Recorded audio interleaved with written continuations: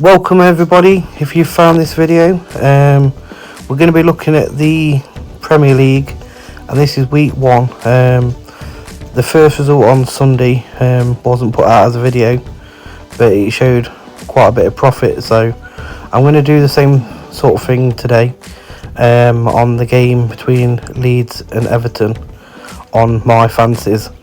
Now I've started with £32 stake. That's just because it gives me the profit from yesterday. So look at the double.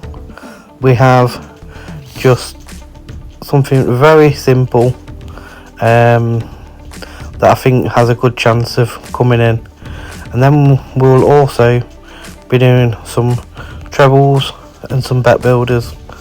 The idea is to try and get at least one of these in to get some of the money back. This one is quite a simple one, as you can see on screen. Now the next one is taking into account both teams to score, which I think is quite possible. Leeds are going to be having a go. Also Leeds to get more cards, because I think they're going to be well up for it. And last season, even though it was Championship, the disciplinary record was a lot worse than Everton's was, so that's another one to bear in mind. The bet builder one is a low risk one, so anything doesn't happen in the game, and it's just based on players, shots, and players to commit a foul. This is all based on last year's information, so we're going to be taking our chance this year on the first week 1. But as the weeks progress, you'll be able to build up your own sort of list of players that have done well and build it up and so forth.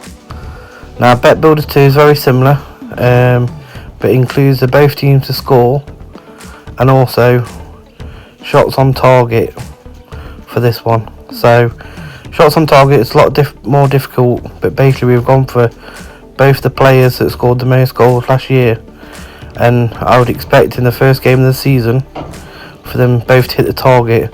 Now there is an element of whether Calvert-Lewin will start for Leeds, but we won't know till later. Bet builder 3 is again slightly high risk. This one, it will include over 1.5 instead of both teams score, because I think that's very realistic. Leeds to have the most cards, and then the combination of some of the other selections that I've put in, and again I don't need them all to come out in.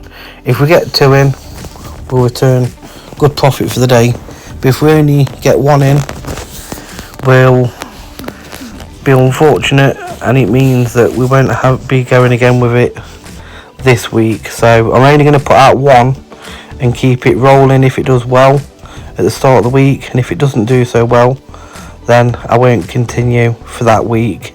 But this is the last one for week 1. Good luck guys if you follow.